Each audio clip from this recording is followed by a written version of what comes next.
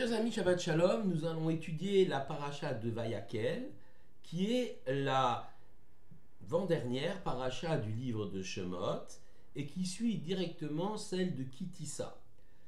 Dans la paracha de Kitissa, nous avons évoqué la faute du veau d'or, et dans celle de Vayakel, c'est la construction du Mishkan. Les deux parachutes se suivent et il y a effectivement un lien logique, ce n'est pas un hasard. Rashi explique que l'ordre de construire le Mishkan a été donné le lendemain de Yom Kippour, le premier Yom Kippour de l'histoire, celui où les Béné Israël ont été pardonnés de la faute du veau d'or. Moshe redescend avec les deuxièmes tables de la loi, signe qu'il a gagné sa plaidoirie, si on peut dire, envers Dieu, et qu'il Dieu a pardonné aux enfants d'Israël pour la faute du veau d'or. Et dès le lendemain, ils reçoivent cet ordre de construire le Mishkan comme un tikkun, c'est-à-dire comme une forme de réparation pour la faute du veau d'or. Il nous faut essayer de comprendre pourquoi il y a ce tikkun, cette réparation de la faute du veau d'or.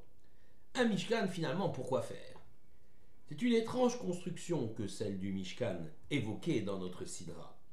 L'Éternel a-t-il besoin en effet d'un sanctuaire pour qu'on le serve?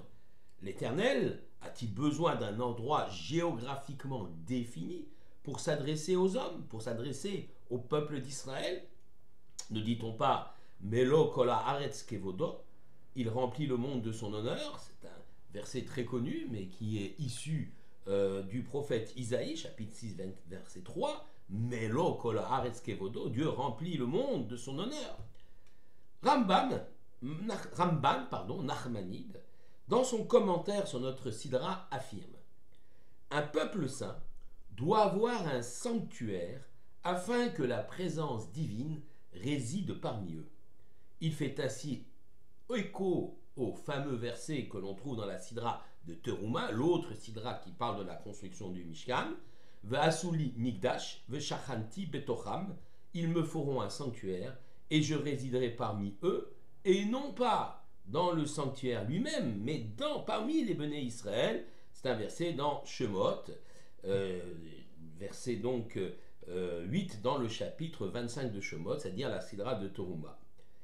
Mais revenons à notre Sidra de Vayakel. Vayakel également va donc énumérer l'ensemble des éléments nécessaires à la construction du Mishkan.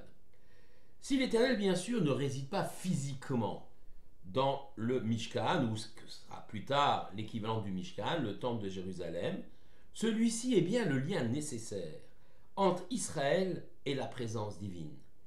Pour Ramban, l'ordre de construire le Mishkan a été donné d'emblée au mont Sinaï, tout de suite après, comme nous l'avons dit, que Moshe soit redescendu de la montagne. Et il possède une vocation indispensable dans le lien organique qui existe entre le peuple juif et son Créateur. On comprend alors la détresse du peuple d'Israël privé de son sanctuaire, privé du temple de Jérusalem et emporté en exil. On saisit l'importance, mais aussi l'immense espoir que nous plaçons dans la reconstruction du troisième Beth Amikdash, du troisième temple de Jérusalem. Cet espoir anime notre peuple dans sa soif de retrouver notre intimité avec le Créateur.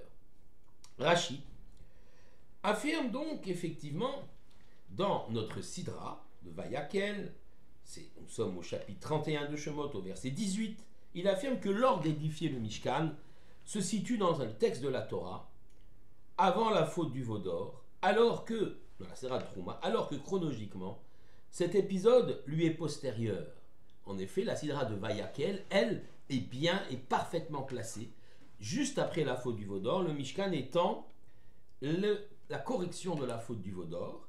La paracha de Trouma, elle, a été placée avant la faute du veau d'or, comme si l'on voulait faire devancer la réfoua avant la Maka, le remède avant le coup. Le Sforno affirme qu'il était nécessaire de construire un Mishkan afin de réparer la faute d'infidélité absolue, celle du veau d'or. Il explique ainsi: ainsi vous ferez le sanctuaire, afin que je réside parmi vous, dit l'Éternel, et non pas comme c'était avant la faute du veau d'or. Avant la faute du veau d'or, à chaque endroit, dit Dieu, je viendrai vers toi. Avant la faute du veau d'or, le lien et l'intimité régnant entre chaque juif et le Créateur étaient si forts qu'un intermédiaire matériel ne semblait pas nécessaire. L'homme pouvait appréhender la présence divine partout où il se trouvait. Mais s'adresser à l'Éternel, à un être immatériel, est une épreuve intellectuelle assez difficile. Comment effacer de son esprit toute représentation du divin? Cela exige non seulement un immense effort intellectuel, mais aussi une grande modestie.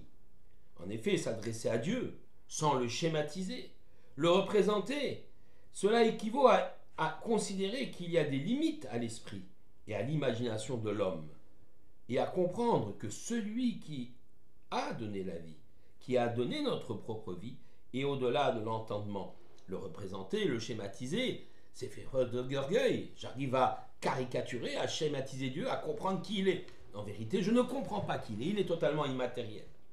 L'homme, alors, a chuté au moment de la faute du veau d'or, préférant la facilité d'une idole en or, œuvre de ses mains, donc on peut très bien comprendre les choses, flattant son orgueil, puisque c'est lui qui l'a fabriquée, et peu exigeante, cette idole, par rapport à une éventuelle, ou nécessaire plutôt, élévation spirituelle de l'homme, telle que la Torah le demande. Moshe a brisé les tables de pierre, les premières tables de pierre portant les 10 commandements, car les paroles de l'Éternel se heurtaient à cette limite infranchissable que l'homme avait placée devant son esprit. L'idole, le veau en or, cristallisé en lui, les bornes qu'un homme place dans sa vie, jusque-là et pas au-delà. Telle était la représentation du veau d'or. Un tel ne se sent capable, un autre ne veut pas briser son orgueil, qui le fige dans un monde statique sans espoir. Quelqu'un dira vive Shabbat, pensez-vous, c'est pas pour moi, trop exigeant. J'ai pas envie de changer mes habitudes. L'homme moderne s'est donc bâti d'autres statuts, des statuts UES ou des statuts UTS qui l'enferment dans une société ou un système dans lequel toute remise en question préalable au progrès spirituel et intellectuel sera écartée. Car c'est trop inconfortable et peut-être même dangereux, cela me remet en question. Tel était aussi l'état d'esprit des enfants d'Israël face au veau d'or. Laissez-nous vivre nos passions, nous exprimer nos hormones, nos envies, nos désirs. Laissez-nous nous laisser emporter par le flux d'une vie matérielle si confortable. En vérité, ce flux est une véritable aliénation, une perte de liberté où l'homme perd son rôle d'acteur de l'histoire pour en devenir objet. La frustration, le sentiment de médiocrité et d'inutilité va bientôt s'insinuer et s'installer dans son esprit. Et il sera finalement cet homme-là qui s'est laissé emporter par les passions matérielles, en proie à une profonde tristesse. La véritable joie n'est-elle pas celle de celui qui cherche à s'élever, à se dépasser, en s'appuyant sur les lois de l'Éternel pour ouvrir son horizon et maîtriser son destin?